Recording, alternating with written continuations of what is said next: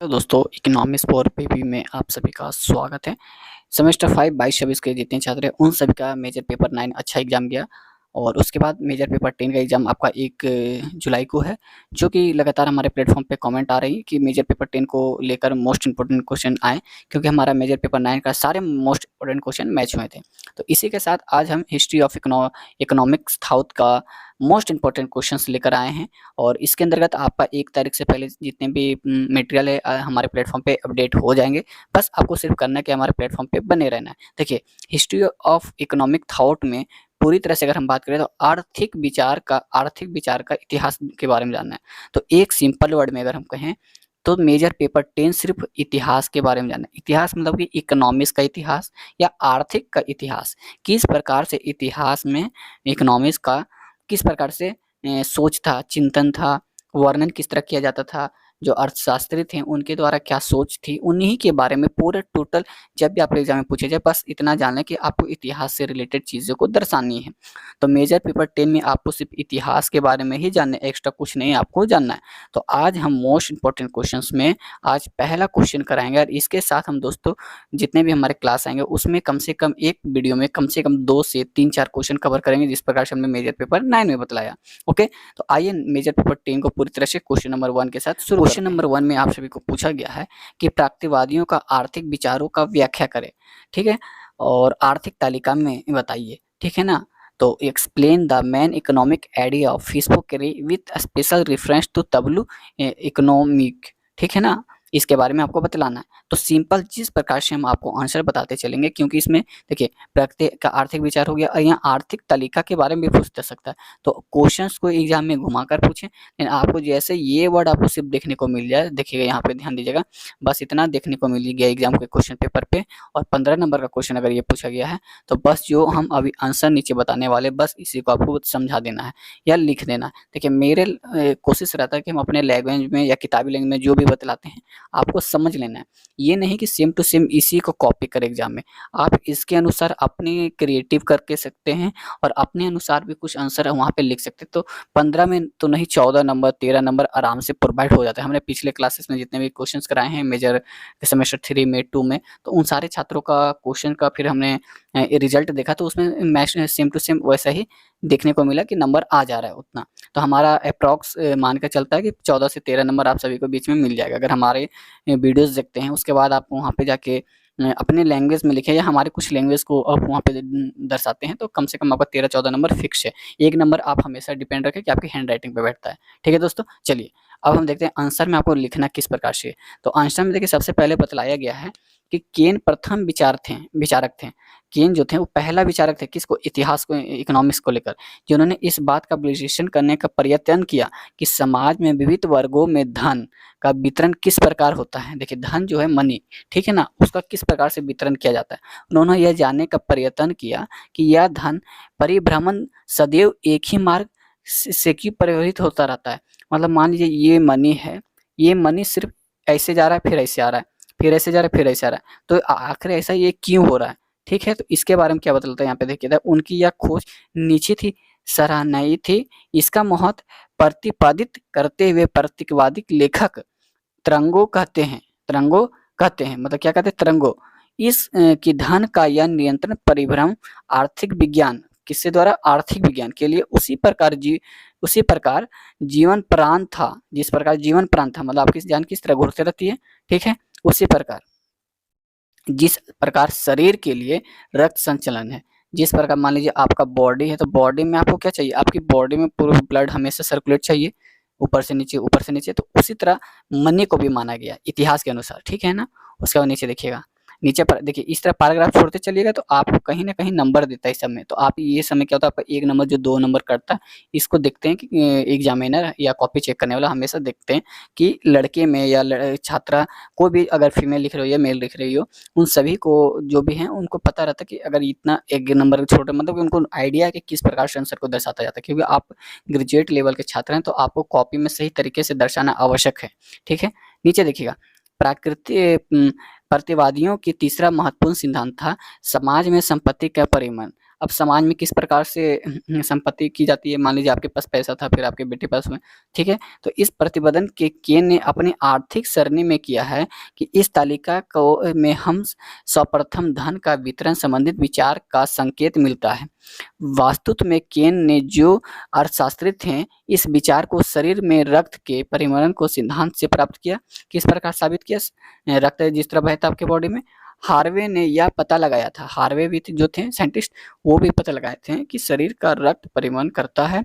केन स्वयं इस पर काफ़ी खोज कर चुके थे। उन्होंने घोषित किया कि समाज में धन का परिवहन कुछ भी निश्चित प्रणाली से होता है। ओके, उसके बाद नीचे में अब क्या बतलाया गया है कि प्रसिद्ध प्रकृतिवादी विचारक केन ने रक्त परिवहन की जैविक खोज का प्रयोग सामाजिक विज्ञान के क्षेत्र में अपने तबलू इकोनॉमिक में वितरण समझने के लिए किया, जो धन के वितरण को रेखाचित्र है। इस सरणी की खोज ने उस समय आर्थिक विज्ञान के क्षेत्र में एक नई जिज्ञासा पैदा की गई, ठीक है? इसके महत्व में प्रतिदित करते हुए प्रसिद्ध विचारक मार्वियू का कथन उद्धृत करते हुए प्रोफेसर जीड एवं रिस्ट कहते हैं कि 20 के प्रारंभ होने के बाद 3 बड़ी खोज हुई जिन्होंने राजनीतिक समुदाय को स्थिति प्रदान की है। इनमें प्रथम लेखक की खोज, द्वितीय और मुद्रा का आविष्कार, तृतीय आर्थिक सरणी जो अन्य दोनों के परिणाम है और उन दोनों के उद्देश्य को मजबूत कर उन्हें पूर्ण करती है, ठीक है? कौन? धन। आगे चलकर मारियो कहते हैं कि धन का परिवहन की खोज आर्थिक समुदायों में आर्थिक विज्ञान के इतिहास में वही स्थान प्राप्त है जो जीव विज्ञान के इतिहास में रक्त की परिवहन की खोज प्राप्त है। जिस तरह से रक्त खोजा गया उसी तरह धन को खोजा गया। ओके, उसके बाद देखिएगा आर्थिक सरणी में को समझाते हुए केन ने समाज को 3 वर्गों में विभाजित किया है। निम्न में के प्रकार है, देखिए कौन कौन से वर्ग में बांटे गए। पहला बोलते हैं वर्ग उत्पादक वर्ग, जिसके अंतर्गत कृषिक आते हैं, ठीक है, किसान आते हैं। इस वर्ग में मछली मरने वालों एवं खानों के कार्य करने वालों को भी शामिल किया जाता है। आवश्यकता से अधिक महत्व प्रदान कर दिया था, जिसके कारण उन्होंने किसानों का घोर शोषण करने का इच्छा मौका मिला गया था। और वास्तविक में यह है कि भूमियों को जो उत्पादक वर्ग की उपाधि दी गई थी वह अनुचित है, क्योंकि उत्पादक में तो कृषि वर्ग है। दूसरा, संपत्ति स्वामी वर्ग, जिसके अंतर्गत भूमिपति एवं अन्य प्रभुभूत संपत्तियों व्यक्तियों को शामिल किया जाता है। प्रोफेसर हेन ने इस वर्ग में आंशिक रूप से उत्पादक बताया है, ठीक है। दूसरा भी जो संपत्ति भूमि होते हैं, जमीन। अनुपादक वर्ग, जिसके अंतर्गत उद्योगपति, व्यापारी, मजदूर एवं अन्य व्यवसायों के सदस्य आते हैं। ओके, इसमें बताया गया है क्या कि देखिएगा, ध्यान दीजिएगा, चूंकि प्रकृतिवादी ने कृषि वर्ग को उत्पादक नाम माना अतः केन ने विश्वास था कि समाज के परिभ्रमण में होने वाले संपूर्ण धन की पूर्ति इसी वर्ग द्वारा की जाती है। मान लो यह कुल धन 500 करोड़ रुपए के बराबर है। इसमें 200 करोड़ रुपए कृषिक वर्ग एवं कृषि उत्पादन के लिए आवश्यक है, अतः इस अंश का परिभ्रमण नहीं होता। शेष 300 करोड़ रुपए की उपज का विक्रय किया जाता है, अतः कृषि वर्ग के पास जो 200 करोड़ रुपए की उपज है उनकी तमाम आवश्यकताओं के लिए पर्याप्त नहीं है। उन्होंने अन्य वस्तुओं एवं कपड़ों को की भी जरूरत होती है, जिससे वे 100 करोड़ रुपयों के बदले में औद्योगिक वर्ग उत्पादकों वर्ग से प्राप्त करते हैं। यह अंश निकाले जाने के बाद अब इस वर्ग के पास 200 करोड़ रुपए बचते हैं, जो भूमिपति और सरकार के पास क्रमशः लगन और कर के रूप में चले जाते हैं। इन 200 करोड़ रुपए में संपत्ति स्वामी वर्ग अच्छी तरह अपना जीवन यापन कर लेता है। इनमें यह अनाज प्राप्त करने के बदले 100 करोड़ रुपए कृषि वर्ग को दे देता है। शेष 100 करोड़ अन्य वस्तुएं प्रदान करने के अनुपादक वर्ग को देता है। इस प्रकार से बांटा गया है 500 करोड़। मान लीजिए 500 करोड़ है, ये रिसाइकल होता है, रक्त वाला जो प्रूफ दिया गया था उसके अनुसार है या नहीं है, इसको बतलाया गया है, ठीक है। उसके बाद देखिएगा नीचे जहाँ तक यहाँ ये पैराग्राफ पढ़ रहे हैं, जहाँ तक अनुपादक वर्ग का पक्ष है, वह प्रकृतियों को दृष्टि में कुछ भी उत्पादन नहीं करता। उसे निर्मित वस्तुओं के बदले में 200 करोड़ रुपए प्राप्त होते हैं। 100 करोड़ रुपए कृषि वर्ग एवं 100 करोड़ संपत्ति स्वामी वर्ग से है। इन 100 करोड़ रुपयों का उपयोग या उत्पादक वर्ग जीवन के आवश्यक वस्तुएं एवं कच्चे माल का क्रय करने का करता है, और चूंकि कृषि वर्ग को इन वस्तुओं का उत्पादन करता है, अतः ये 200 करोड़ रुपए पुनः कृषि वर्ग के पास पहुंच जाते हैं। अब यदि इसमें 100 करोड़ रुपए भी मिला दिया जाए तो संपत्ति स्वामी वर्ग का अनाज प्राप्त करने के बदले कृषि वर्ग को देता है, तो हम देखते हैं कि कुल 500 करोड़ पुनः कृषि वर्ग के पास आ जाता है। इस प्रकार यह कुल धन का चक्र समाप्त हो जाता है, जो नियंत्रण चलता रहता है। देखिए किस प्रकार से 500 करोड़ को बांटा गया, फिर 500 करोड़ वापस कृषि पास आ गया, तो इस तरह मानकर कृषि को रक्त संपन्न जैसा माना गया है। ठीक है ना, वही डिफाइन किया गया। ध्यान से एक बार आपको सुनना भी है। और धन परिवहन सिद्धांत का आलोचना किस प्रकार से, कमियां किस तरह से की गई है, इसके बारे में आपको जानना आवश्यक है। ठीक है, आर्थिक सरणी की आलोचना प्रोफेसर कैन ने समय के पूर्व ही किया है। आर्थिक सरणी, देखिए आलोचना भी कर दी, इन्होंने बेनिफिट भी बताया और इनकी क्या कमी है तो वो भी बतलाया। आर्थिक सरणी के मध्य से वितरण का जो चित्र प्रस्तुत किया वही काफी महत्वपूर्ण था। यह बात दूसरी है कि आज के युग में हम उसका उचित मूल्यांकन ना कर सके। इनके वितरण के सिद्धांत में सबसे महत्वपूर्ण तथ्य यह है कि कुछ निश्चित नियमों के आधार पर ही धन का परिवहन होता है और प्रत्येक वर्ग की आय निश्चित की जाती है। प्रगतिवादी राष्ट्र आय के कल्याण के लिए समझते थे कि धन का परिवहन उचित समाजीय होना चाहिए, क्योंकि तीन वर्गों के पास आपस में एक दूसरे पर रहते हैं। केन ने इस खोज के बाद अर्थशास्त्री कॉलर मार्कस भी ने केन की आर्थिक सरणी की ओर प्रभावित हुए और उस आधार पर उन्होंने पूंजीवादी आवश्यकताओं में आय, व्यय एवं बचत तथा विनियोग विश्लेषण किया। आर्थिक सरणी के महत्व कारण बहुत से अर्थशास्त्रियों ने इसकी पूर्ण व्याख्या की। इसी आधार लागत तथा उत्पादन का विश्लेषण किया गया। जिन अर्थशास्त्रियों ने आर्थिक सरणी के आधार पर आर्थिक विश्लेषण कर केन की खोज को पुनर्जीवित किया, उसमें ब्रिटेन के अर्थशास्त्री हेनरी हिगस, अमेरिका अर्थशास्त्री वेल्सी लियोफ्टिफ एवं सुपीटर का नाम दिया गया। अब देखिए पहले ही कर दिया। ठीक है, अब जो नए अर्थशास्त्र आए उनको उन्हीं की थ्योरी बेसिस को फिर से क्या किया, जीवित किया। उनकी जो थ्योरी थी उन्हीं को फिर से बतलाया गया, रिन्यू किया गया बुक में। तो वही सारी चीजें इतिहास के बारे में समझना है।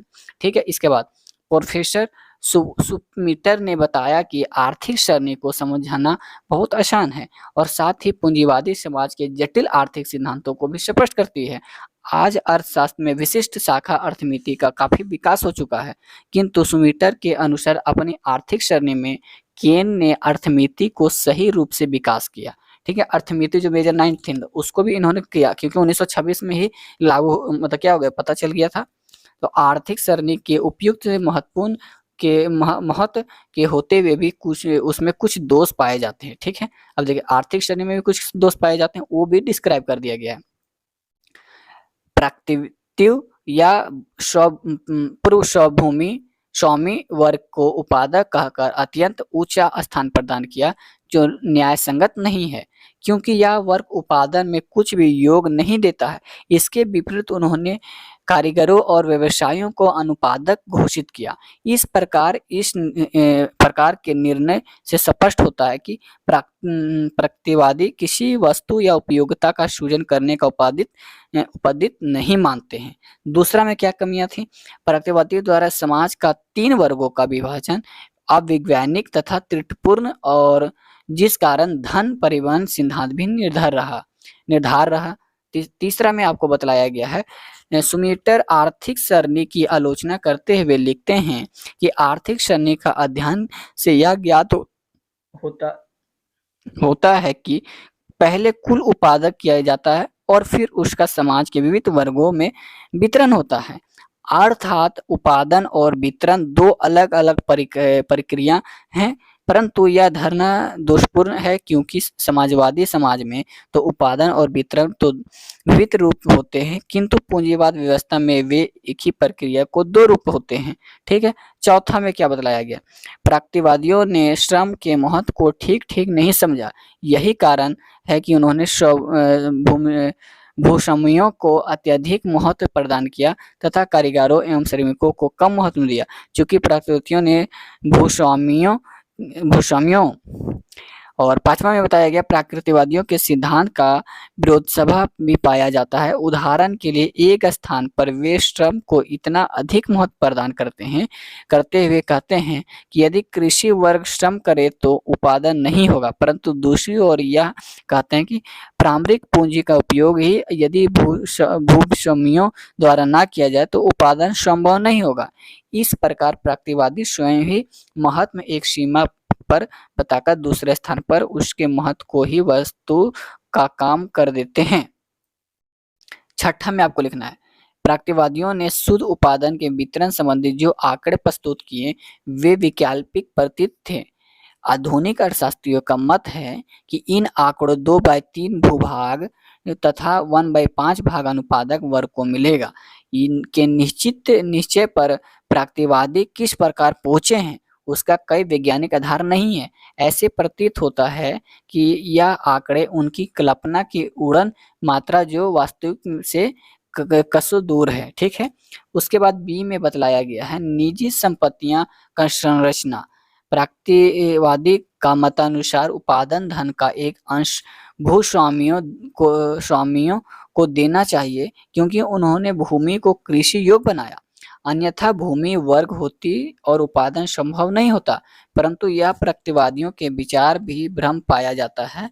कारण यह है कि एक और तो उन्होंने भूस्वामियों को ईश्वर का प्रतिनिधि कहकर संबोधित किया, उसमें कि वह ईश्वर की इच्छा को पूर्ण करने के लिए धन परिवहन कर रहे हैं, इसलिए उत्पादित धन में उनका भंग प्राकृतिक आधार है जो उन्हें अवश्य मिलना चाहिए। दूसरी ओर प्रगतिवादी कहते हैं कि चूंकि भूस्वामी ने भूमि को कृषि योग्य बनाया है, अतः इन्हें उत्पादित धन का कुछ अंश आवश्यक मिलना चाहिए। यदि हम उनकी प्रथम अवधारणा को मानते हैं तो दूसरी धारणा निर्धारित हो जाती है। यदि हम दूसरी अवधारणा को स्वीकार करते हैं तो स्वभूमि ईश्वर प्रतिनिधि ना होकर पक्के पूंजीपति ही रह जाते हैं जो भूमि पर लगन वसूल करते हैं। ठीक है। आइए इसके बाद कुछ दूसरा में लिखना क्या, एक और तो प्रगतिवादी भूमिपति वर्ग के पक्ष में तर्क देकर उनके हितों की रक्षा कि वही दूसरी ओर उनके कुछ कर्तव्य भी निर्धारित किए ताकि संपत्ति वितरण की व्याख्या चूरक रूप से चल सके। ये कार्य इस प्रकार थे, उन्होंने भूमि की आवश्यक सुधार करे उसे कृषि कार्य के लिए उपयोग में लाना चाहिए। दूसरा, राष्ट्र द्वारा पैदा की हुई संपत्ति का वितरण उन्होंने इस प्रकार करना चाहा ताकि समान हित में वृद्धि हो। तीसरा, सबसे आवश्यक यह है कि उन्होंने कृषि की रक्षा करनी चाहिए और उनसे वास्तविक उत्पादन की अधिक मांग नहीं करनी चाहिए। परंतु प्रगतिवादी भूमिपति वर्ग को यह सलाह नहीं देते कि उन्हें वास्तविक उत्पादन का कुछ अंश भूमि जोतने वालों को देने चाहिए। चौथा, उन्होंने आवश्यक अवकाश के समय समाज के अपनी सामर्थ्य के अनुसार सेवाएं प्रदान करनी चाहिए जिनकी समाज को बहुत ही आवश्यकता होती है। पांचवा, उन्होंने पूर्ण भार सहन करना चाहा। ठीक है। उसके बाद वर्तमान युग में समाजवाद का महत्व बढ़ाया जा रहा है। समाजवादियों की व्यक्तिगत संपत्ति को पूंजीवादी को निर्धन वर्ग का शोषण करने का मत के लिए प्रोत्साहन देती है। इसलिए उपदिक्त सभी संसाधनी पर किस एक व्यक्ति का अधिकरण होकर संपूर्ण समाज का अधिकार होना चाहिए। देखिए दोस्तों, इसमें टोटल आपको बतलाया गया है कि धन है, जो धन किस प्रकार पहले बतलाया गया, धन को किस तरह खोजा गया, धन का किस तरह एग्जाम्पल लिया गया, इसका उदाहरण किस प्रकार बतलाया गया, किस तरह इसको प्रूव किया गया, ये चीजें डिस्क्राइब करती है। ठीक है।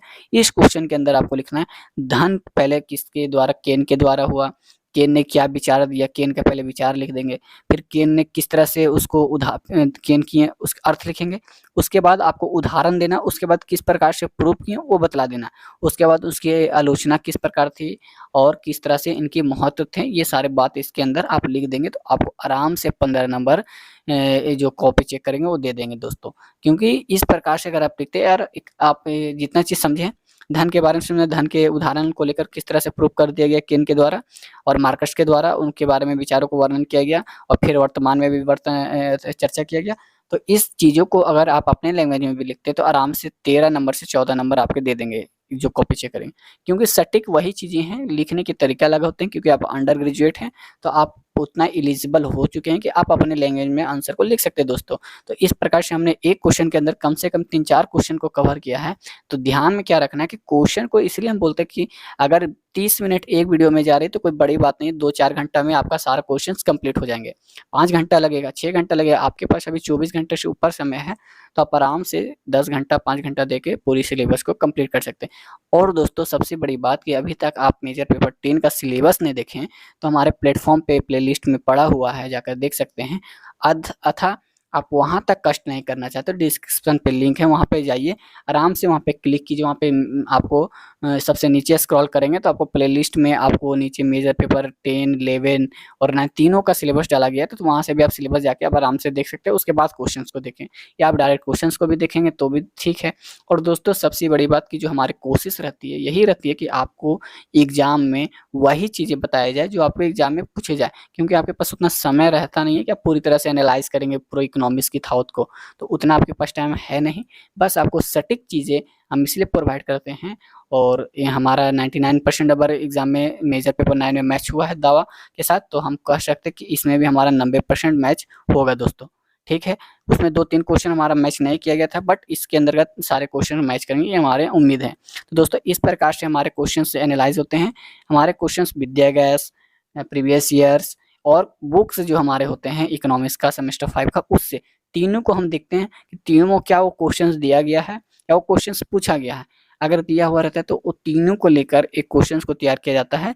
और विद्या गैस बहुत सारे हमारे प्लेटफॉर्म पे कमेंट आता है कि आप कॉपी करते हैं, तो वैसा कुछ नहीं, तीनों अगर विद्या गैस देखे वही क्वेश्चन लिखा रहेगा जो आपकी किताब में लिखा था, डिटो उसी तरह लिखा जाता है जो बुक में, तो वही विद्या गैस में छाप देते हैं क्वेश्चन को, मेहनत कुछ ना करते हैं।